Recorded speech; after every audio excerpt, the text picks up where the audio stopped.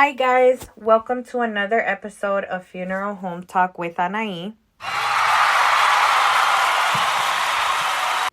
First and foremost, please accept my apologies for taking so long in uploading today's episode. It's been a crazy week. My dad and I both came down with a very nasty stomach flu. He's okay, he's well, thank God. I'm the one that's still slowly but surely recovering from it. I don't wish it on anybody. It's nasty. It's gross. It makes your stomach feel all bubbly and gross.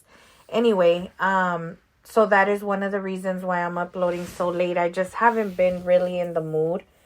And also I had to drop my parents off to the airport today. I actually just came back about maybe 20 minutes ago.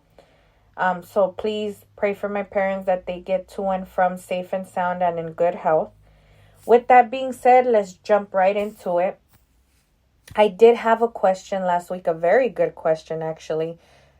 What happens when a decedent doesn't have any family or anybody, no friends, no nothing, to take over and make arrangements for them? Well, that's a very good question.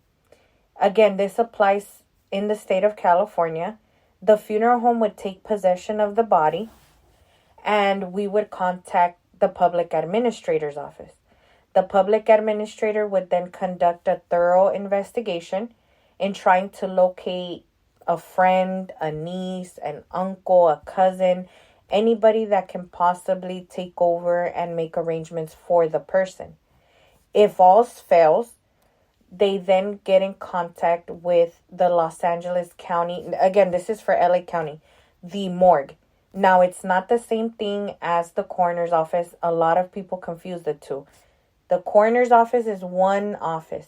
The morgue, LA morgue, is a whole different office. We would get in contact with them as well as the public administrator's office.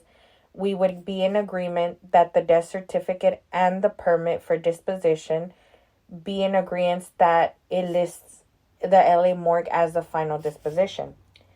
So once that's done, we have to transport the body into the LA morgue. And from there, I believe they give a certain amount of time. Don't quote me on it, but they give a certain amount of time for the family or anybody to come forward. If not, they cremate and they put the urn in, like, I want to say like a niche. A niche is a place where anybody can purchase a niche. If you ever are considering being cremated, you don't have to necessarily, your urn doesn't have to necessarily go underground.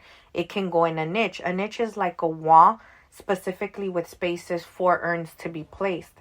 But in the LA morgue, they have one in particular that all the miscellaneous urns would go. And they inter them there or bury them there. And if for whatever reason, months later or years later, a friend, comes forward or a family member that for whatever reason the public administrator wasn't able to find when they did their investigation, they're more than welcome to go to the LA morgue and claim that urn. There is a fee because they have to open up the niche. They have to recover the urn. But again, that's the process in case there is no family, there's no friends, there's nobody that's willing to take over the body. Now, what happens with the personal belongings of the person? Or let's just say they made a thorough investigation and they found that this person had estates, homes, jewelry, cars, etc. They take possession out of all of that. And a lot of times, I'm not sure if a lot of you know, but they have public auctions that you can go to and you can actually buy that stuff off, which is why I always tell my friends and family that know me, make sure that you get a will done, a testament, that you jot down exactly where you want your property and your belongings to go. Otherwise, yes, it will end up in the government's hands. So that was one of the questions that I received from last week. Another question that I got was, is it true that bodies jump or twitch or jolt even though they're deceased? And the answer is yes. Now, let me get a little bit more in depth with that because you might be thinking, oh, heck no. The next time they invite me to a viewing, I'm nowhere near that casket, because if homie jumps up, I'm socking him in the throat. No, let me get more in debt. Now, normally the jolts, they can pass gas, they can urinate themselves, they can poop themselves right after the passing. Why? Because it does take time for all of the organs to completely shut down. Again, depending on the cause of death of the person. But when it's fresh, when the death is fresh, yes, sometimes they jolt. It's like muscle spasms. It happens even though there's no heartbeat, no anything. But that does not mean that they're still alive. It simply means their muscles, their organs, their everything is shutting down. And in the process of all that, you might have a little spasm here and there. So yes, to answer that really good question, is they do jolt. They can move. It doesn't mean they all do it, but they do. And with that question, it leads us to our story for tonight. So again, for the person's protection, we're going to call my dear friend Federico. So when I was working at the very first funeral home that I worked in, I met this gentleman named Federico. Federico was the person that the funeral home would contract whenever we didn't have the muscle or the staff to go out and pick up bodies. As you may know, when the funeral home gets a phone call saying, hey, my loved one has passed, can you go pick them up? We have to go. Oftentimes we may not have the staff to go. So we contact what's called a removal service, a removal company. You contract with them, they charge you per call. The price on that, it's different for every company. Just like if you go to one restaurant and another, it's always different pricing. So this particular day, we didn't have the staff for the pickup. So we contacted Federico. Federico came by right away, was in shock because, again, I was the only Hispanic that was working there at the time. He introduced himself, very nice gentleman, a lot older than myself. Introduced himself, said, hey, my name is Federico. I'm with so-and-so transportation company. I just came to pick up the paperwork just to make sure that I can verify who I'm picking up. I handed him the folder with the decedent's information, which included the name, first, middle, last name, date of birth, date of death, time of death, place of death, just to make sure that when he does get to the location, he can match the name on the paperwork with the name on either the toe tag or the wristband that they put on them. So I gave him the paperwork and I asked him, I said, hey, do you have time? He said, yeah, you know what? As a matter of fact, let me just handle this pickup really quick. And as soon as I get back, we'll talk. Okay, cool. So he went to the hospital, picked up the body, brought him back, and we started talking. Just basically breaking the ice, getting to know each other.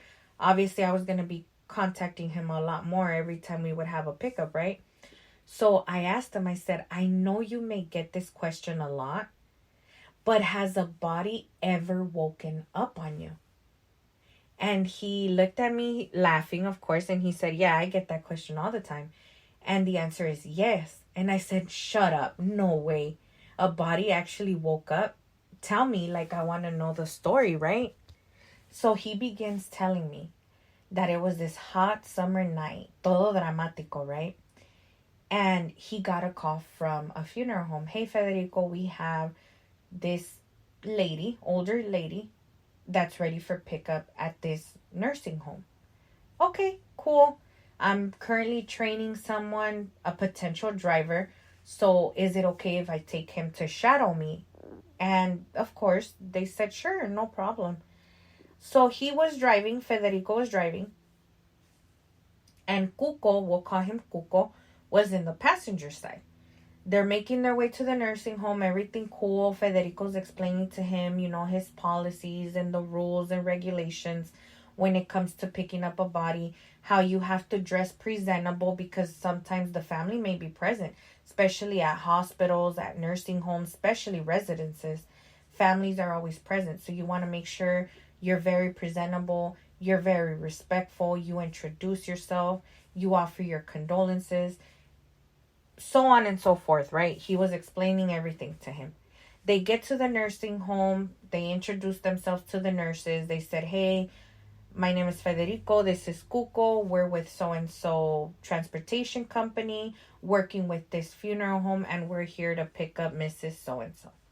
So the nurses direct them into the room of where the older lady was.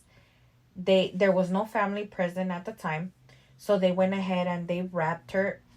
Every transportation company and every funeral home properly wrapped the body in a sheet, or it might be in a body bag. Usually the body bags are used if the person has a transmittable disease or if the body is leaking.